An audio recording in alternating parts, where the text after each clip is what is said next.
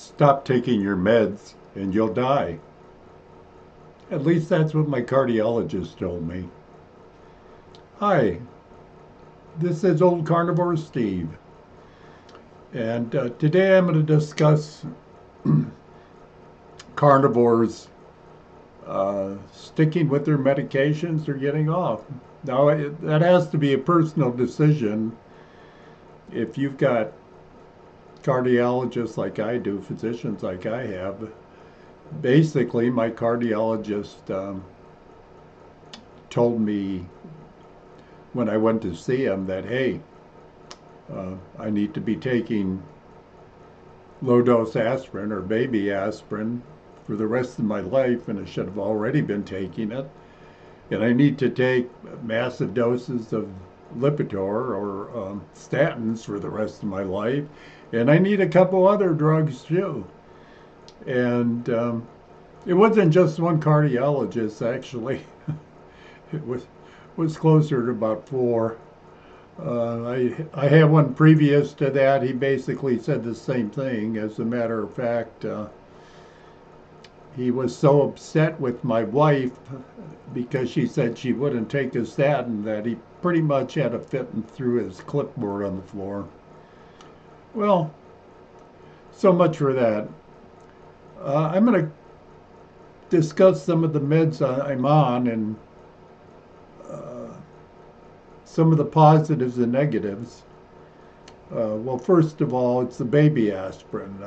The positive of the baby aspirin is it does act as an anticoagulant to a degree, or a blood thinner. And, that has benefits if you have hypertension or decreased heart circulation. That's the good part of it, and that's why the cardiologists like it. The bad part of it is in senior citizens, those over 60, I believe is what they say, that taking a baby aspirin for long periods of time increased the probability of you getting a GI tract bleed by about 58%. That's a lot. It also increases you getting a brain bleed by up to 38%. That's a lot. And in my particular case, if you watch just even my last video, well, I had bladder cancer. They still have to check me for it, I guess, forever. And on and off, I've been on chemotherapy. The last session they told me was a precaution. Precaution, I don't know. But one of the things about long-term baby aspirin, when you've got weakened kidneys to begin with, that they will weaken your kidneys even more. And that's one thing I can't afford to do. If your kidney function goes down and your filtration goes down, chances are the buildup in your arteries will increase. So it's a no-win situation right there. And the other drugs I'm on, well, one of them is a beta blocker. It's called metoprolol, or I guess one of the commercial name is Topro XL. And well, it's great. It's supposed to lower your BP. But again, you look at some of the side effects: chest pain, heart failure, tired, depression, slow heart rate. And I've got bradycardia. I've already got a slow heart rate, and this is slowing it down more. Confusion and memory problems. And it also has a negative effect on the kidneys.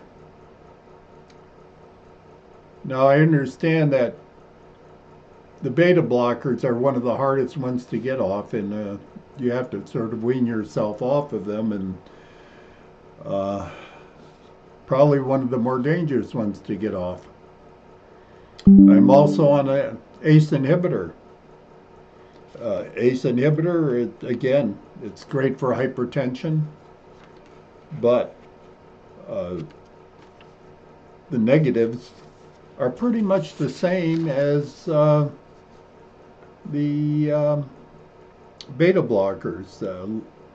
Lower BP, headaches, um, dry persistent cough, chest pains, and stress on the kidneys. Wow.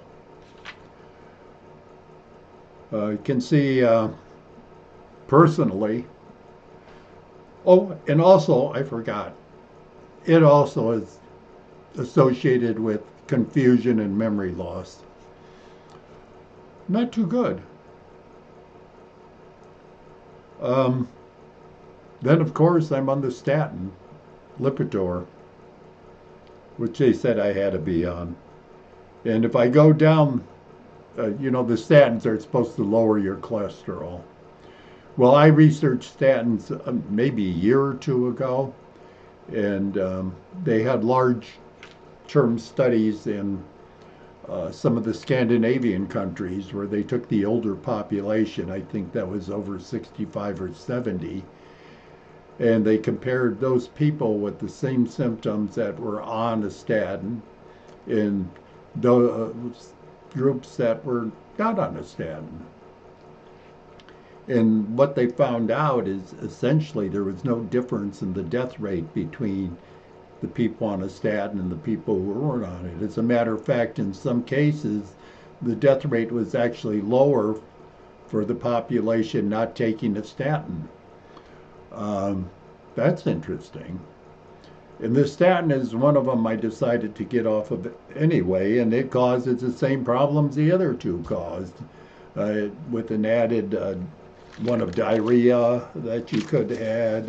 We're talking about the confusion, the memory loss. There are all sorts of things that are connected to the statin. Well, those are the four major ones I'm on today, and I'm also on a supplement, a magnesium supplement, which I'll probably stay on without a problem because the magnesium supplement, I told you that, especially if I had any starches, if I ate like potatoes, which are high in oxalates, I would get Charlie horses and a lot of problems with the muscles and joint pain. And just taking magnesium supplement seems to alleviate that considerably. Now, when I go 100%, or if I go 100% carnivore, I'm pretty sure that I can even eliminate the magnesium supplement. Let me know what you guys feel about that. I don't think it hurt to stay on it, but I don't like taking anything I don't have to take if I'm getting the proper nutrients from just the basic carnivore diet by eating a lot of steak, a lot of ruminant meats. And I went that way once before, and I think that's the way I should go again. I had to deal with pharmaceutical companies in past life where I worked for a medical instrumentation company, and we contracted with some of them for reagents. And I went to a lot of the exhibits or shows or whatever you want to call them that were put on the American Association of Clinical Pathologists. The FOSSEB was another one we went to because we were heavily involved in research, which was the Federation of American Scientists for Experimental Biology. And whenever you went to these, the American Society of Medical Tech, now there were dozens. Whenever you went to these, guess who had the best courtesy suites? It was always the pharmaceutical companies. They had the money to spend. We were lucky if, we could get some cheap booze and some potato chips and pretzels. And you go to the courtesy suites of the pharmaceutical companies, which we naturally got invited to because we were also a customer of theirs.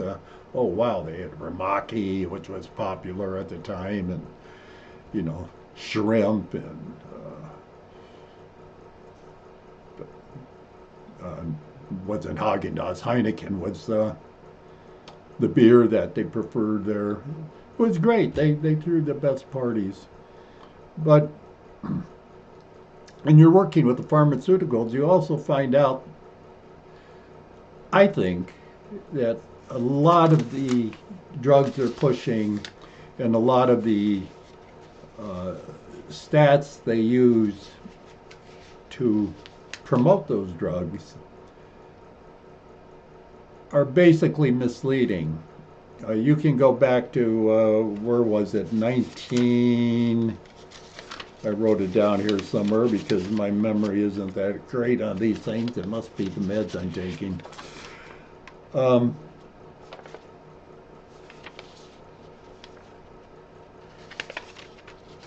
oh, here we go. Darrell Huff in 1954 wrote a book called How to Lie with Statistics. And, he went through and he showed how you do it with biased samples and misleading graphs and questionable averages. Uh,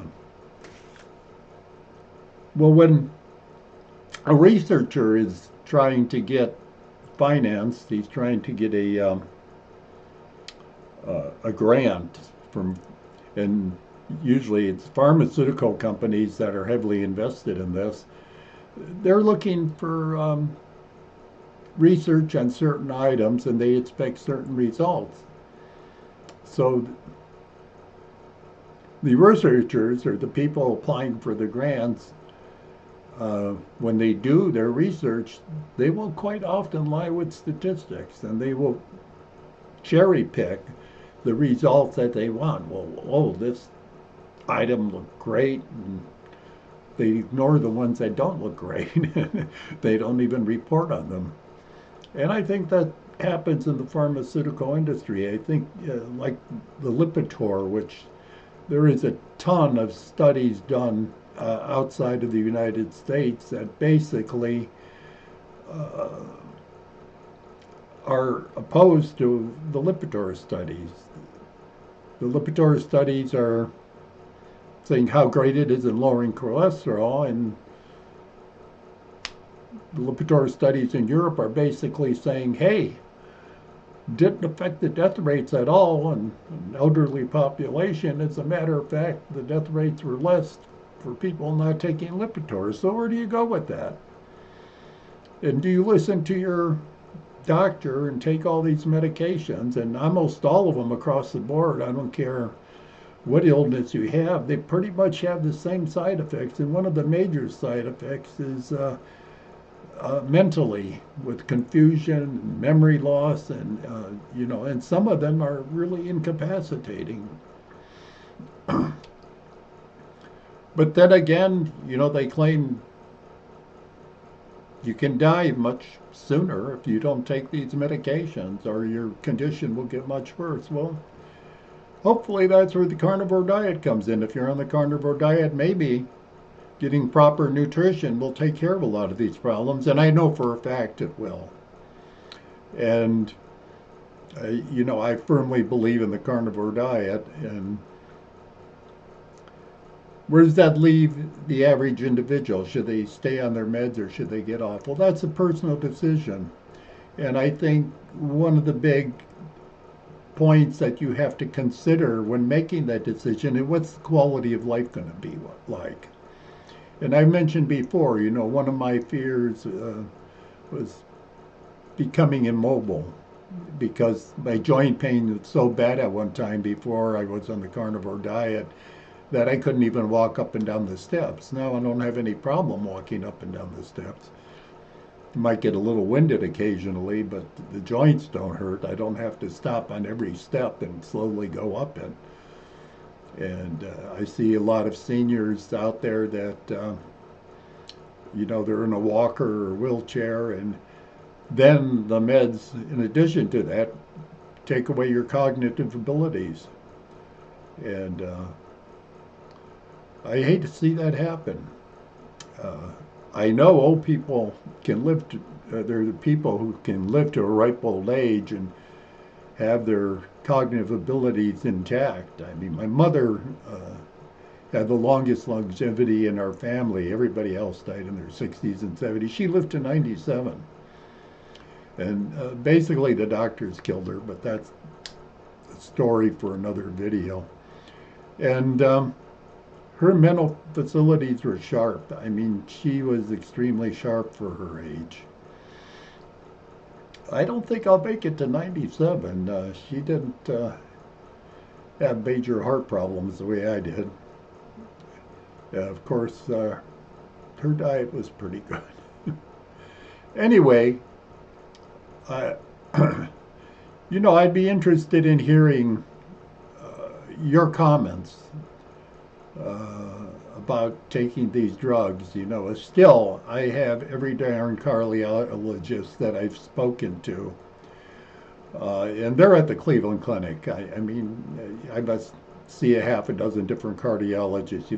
I've got my main cardiologist, and there's a consulting cardiologist, checks what the main one does, and then there are a couple others that were involved during surgery and recuperation. And they're all on the drug bandwagon. They pretty much look at older people that aren't on drugs as on medications, like they've grown horns or there's something really wrong with them. What's wrong? Don't they know that medications are good for them? Well, no, I don't know that they're good for you. Well, if you made it this far, please give me a like and subscribe if you're not subscribed. And I hope to see you again next week. Thank you for watching.